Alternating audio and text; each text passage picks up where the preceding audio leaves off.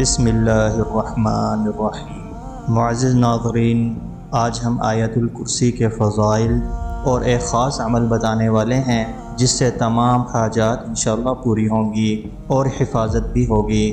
تو اس لیے آج کی ہماری اس ویڈیو کو پورا آخر تک دیکھیں، اور اگر آپ نے ہمارے چینل کو سبسکرائب نہیں کیا تو سبسکرائب بھی کر لیں۔ آیت الکرسی قرآن کی عظیم ترین آیت ہے اور تمام آیتوں کی سردار ہے، تمام آیتوں میں اعلیٰ و افضل ہے۔ احادیث میں اس کے بڑے فضائل اور برکات ذکر کیے گئے ہیں۔ چنانچہ مسند احمد کی روایت میں ہے کہ رسول اللہ صلی اللہ علیہ وسلم نے اس کو سب آیات سے افضل فرمایا ہے۔ ایک دوسری روایت میں ہے کہ رسول اللہ صلی اللہ علیہ وسلم نے حضرت ابی بن کعب رضی اللہ عنہ سے دریافت کیا کہ قرآن میں کون سی آیت سب سے زیادہ عظیم ہے؟ حضرت ابی بن کعب رضی اللہ تعالی عنہ نے عرض کیا، آیت الکرسی۔ حضرت صلی اللہ علیہ وسلم نے ان کی تصدیق کرتے ہوئے فرمایا، اے ابو المنذر، تمہیں علم مبارک ہو۔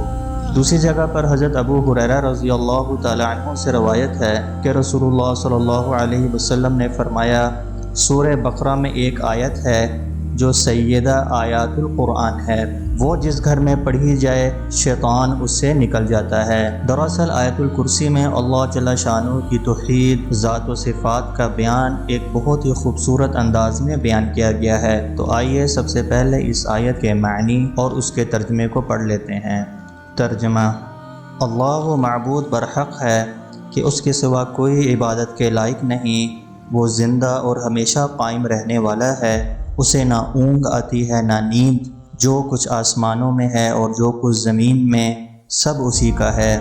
کون ہے کہ اس کی اجازت کے بغیر اس سے کسی کی سفارش کرے؟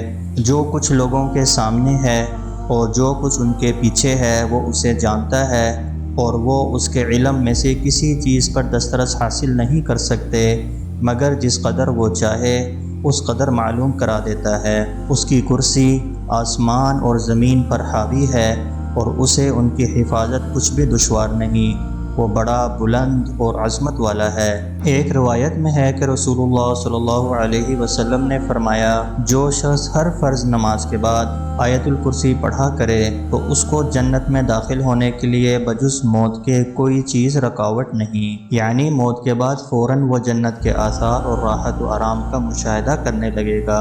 اور ایک اور حدیث مبارکہ میں آتا ہے جس کو روایت سیدنا حسن رضی اللہ تعالی عنہ سے ہے کہ وہ فرماتے ہیں کہ جو بندہ نماز کے بعد آیت الکرسی کی تلاوت کر لیتا ہے وہ اگلی نماز تک اللہ تعالیٰ کی ذمہ داری اور اس کی سپرداری میں آ جاتا ہے۔ چنانچہ بخاری میں ایک بہت ہی طویل حدیث موجود ہے جو کہ حضرت ابو ہریرہ رضی اللہ تعالیٰ عنہ سے روایت ہے کہ رسول اللہ صلی اللہ علیہ وسلم نے ایک مرتبہ رمضان میں زکوٰۃ اور صدقہ فطر کی حفاظت میرے سپرد کی، تو رات کو ایک بہت ہی غریب، ضعیف اور خستہ حالت شخص آیا اور غلے میں سے سامان اور غلہ کو چوری کرنے لگا، تو میں نے اس کو پکڑ لیا اور کہا کہ میں تجھے یقیناً رسول اللہ صلی اللہ علیہ وسلم کی خدمت میں پیش کروں گا۔ تو اس نے کہا کہ میں ضرورت مند ہوں، میں عیالدار ہوں، مجھے بہت سخت ضرورت ہے، تو میں نے اس کو چھوڑ دیا۔ بس میں نے صبح رسول اللہ صلی اللہ علیہ وسلم کی خدمت میں حاضر ہوا تو رسول اللہ صلی اللہ علیہ وسلم نے فرمایا، اے ابو ہریرہ، گزشتہ رات تیرے قیدی نے کیا کیا؟ میں نے عرض کیا کہ اللہ کے رسول، اس نے اپنی ضرورت مندی اور عیالداری کی شکایت کی کہ میں غریب ہوں، میرے بیوی بچے بھوکے ہیں، تو مجھے اس پر رحم آ گیا اور میں نے اسے چھوڑ دیا۔ آپ صلی اللہ علیہ وسلم نے فرمایا کہ اس نے تجھ سے جھوٹ بولا ہے اور وہ آج رات دوبارہ آئے گا۔ تو مجھے رسول اللہ صلی اللہ علیہ وسلم کے فرمان کی وجہ سے یقین ہو گیا کہ وہ آج رات دوبارہ آئے گا۔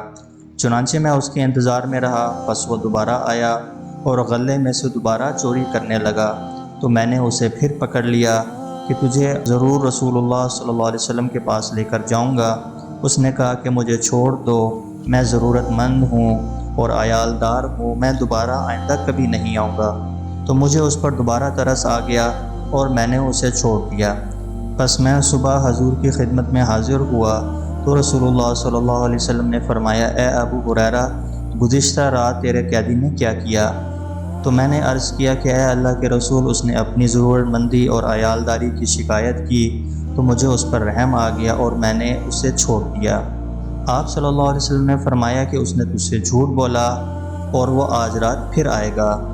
پس میں تیسری مرتبہ اس کے انتظار میں رہا، چنانچہ وہ آیا اور غلے میں سے لب دوبارہ بھرنے لگا تو میں نے اسے پکڑ لیا اور کہا کہ یقیناً تجھے رسول اللہ کی خدمت میں پیش کروں گا، تیرا آنا یہ تیسری مرتبہ ہے۔ اس نے کہا کہ مجھے چھوڑ دو اور میں تجھے چند کلمات ایسے سکھا دیتا ہوں جن کے ذریعے سے اللہ تجھے فائدہ پہنچائے گا اور تیری حفاظت کرے گا۔ میں نے کہا کہ وہ کیا کلمات ہیں؟ اس نے کہا جب تو اپنے بستر کی طرف قرار پکڑے تو آیت الکرسی پڑھ لیا کر، اس کی وجہ سے صبح تک تجھ پر اللہ کی طرف سے ایک نگران مقرر رہے گا اور شیطان تیرے قریب نہیں آئے گا۔ تو میں نے اسے چھوڑ دیا۔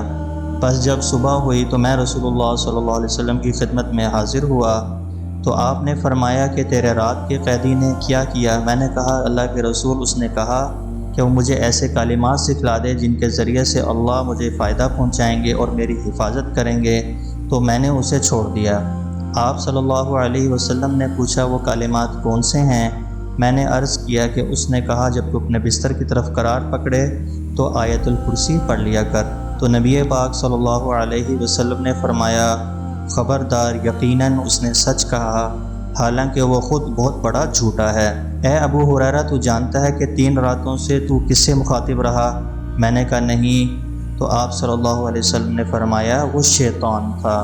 اسی طرح کا مضمون ایک اور حدیث میں بھی آیا ہے کہ جب بستر پر جاؤ تو آیت الکرسی پڑھ لیا کرو، اللہ تعالیٰ کی طرف سے حفاظت کرنے والا ایک فرشتہ مسلسل تمہارے ساتھ رہے گا اور شیطان کو صبح تک تمہارے پاس نہیں آنے دے گا۔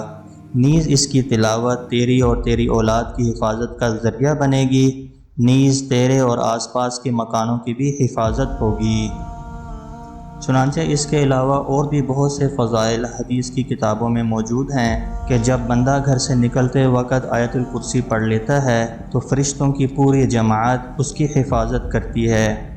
علماء کرام سے آیت الکرسی کے متعلق ایک اور فضیلت بھی سنی ہے کہ جب بھی بندہ سفر کے لیے نکلے تو آیت الکرسی کو پہلے دائیں جانب اور پھر آیت الکرسی کو پڑھ کر بائیں جانب اور پھر تیسری مرتبہ آیت الکرسی کو پڑھ کر سامنے کی جانب اور پھر چوتھی مرتبہ پڑھ کر پیچھے کی جانب دم کر لے تو انشاءاللہ چاروں طرف سے فرشتے اس کی حفاظت کریں گے۔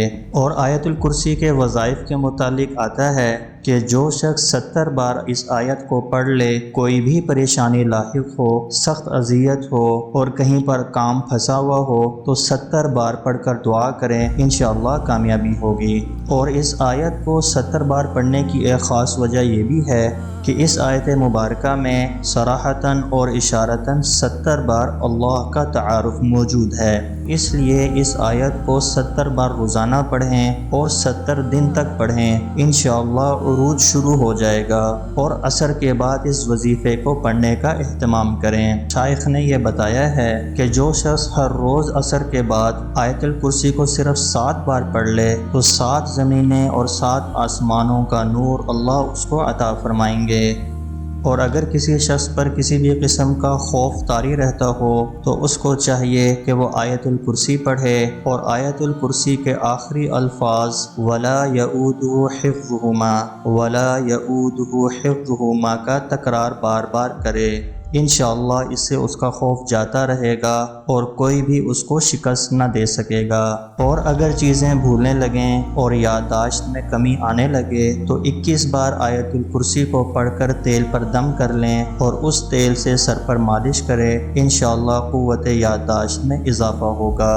چنانچہ وظائف کی کتابوں میں ایک بہت ہی خاص وظیفہ لکھا ہے کہ جو شخص بھی زندگی میں ایک مرتبہ اس وظیفے کو کر لے، انشاءاللہ جنات اور شیاطین اس سے دور بھاگتے ہیں اور رزق کی فراوانی ہوتی ہے۔ کہ ایک دفعہ بسم اللہ الرحمن الرحیم کے ساتھ 100 مرتبہ آیت الکرسی کو ایک ہی نشست میں پڑھ لیں اور پھر ہر نماز کے بعد پڑھیں تو جنات اور شیاطین اس سے دور بھاگتے ہیں اور ہر قسم کے شرور سے اس کی حفاظت ہوتی ہے۔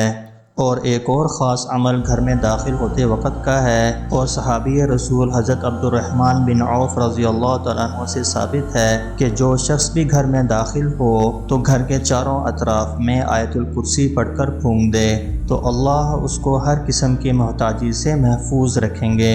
چونکہ حضرت عبداللہ بن عبید بن عمیر رحمۃ اللہ علیہ کہتے ہیں، اور حضرت عبد الرحمن بن عوف رضی اللہ تعالیٰ عنہ جب بھی اپنے گھر میں داخل ہوتے تو آیت الکرسی کو گھر کے تمام کونوں میں پڑھتے۔ اور حضرت عبد الرحمن بن عوف رضی اللہ تعالیٰ عنہ کے متعلق تو آتا ہے کہ وہ بہت ہی مالدار صحابی تھے، اور وہ خود بھی فرماتے تھے کہ اللہ نے انہیں اتنا مال دیا ہے پی پر بھی ہاتھ رکھتے ہیں تو سونا بن جائے۔ تو معزز ناظرین، آیت الکرسی کے فضائل اور وظائف تو اور بھی بہت بیان ہوئے ہیں، لیکن اختصار کی وجہ سے آج کی اس ویڈیو میں اتنا ہی۔ اور اللہ سے دعا ہے کہ آیت الکرسی کی برکت سے ہماری تمام مشکلات حل ہوں۔